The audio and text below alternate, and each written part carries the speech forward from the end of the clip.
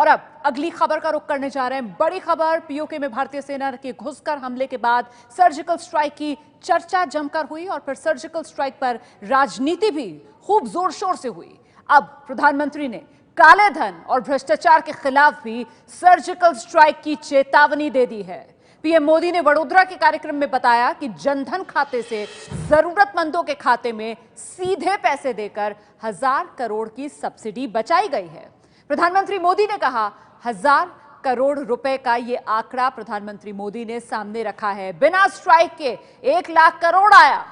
काला धन देश में वापस लाने की तरफ प्रधानमंत्री नरेंद्र मोदी ने यह बात कही। काले धन पर सर्जिकल स्ट्राइक की चेतावनी आगे दे दी है भ्रष्टाचारियों को। ભારત સરકારે નાગરિકોને તક આપી। બે હશે પહેલાની સરકાર એવી હતી એટલે તમને કંઈક ભૂલો કરી હશે, કાળું ધોળું કંઈક કર્યું હશે। હવે તમારે જો લાઈનમાં આવવું હોય તો આપણે થોડો ટાઈમ આપીએ, એટલે આપણે લોકોને થોડો ટાઈમ આપ્યો, પણ પાછું માફ કરવાનું નહીં હો। પૂરેપૂરો દંડ લેવાનો, પૂરેપૂરો ટેક્સ લેવાનો, પણ મોકો કે ભાઈ તારે લાઈન પર આવવું હતા અવસર છે। આપને આનંદ થશે ભાઈઓ બહેનો, હિન્દુસ્તાનમાં આવી યોજનાઓ પહેલા પણ આવી હતી। આ સરકારની વિશ્વસનીયતાને કારણે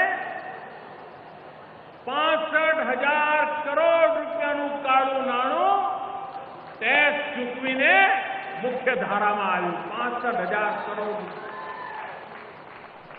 आप विचार करो, 36,000 करोड़ लीक थता था, कोकना खिस्सा में जता था।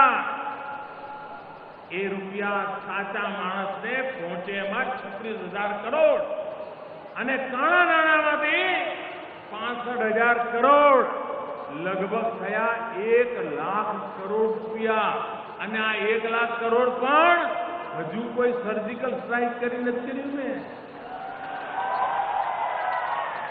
આ તો બધું વગર સર્જિકલે, જેવી સર્જિકલે કરીશું ત્યારે તો કેવું કેવું નીકળશે એનો તમે અંદાજ કરી શકો છો ભાઈઓ।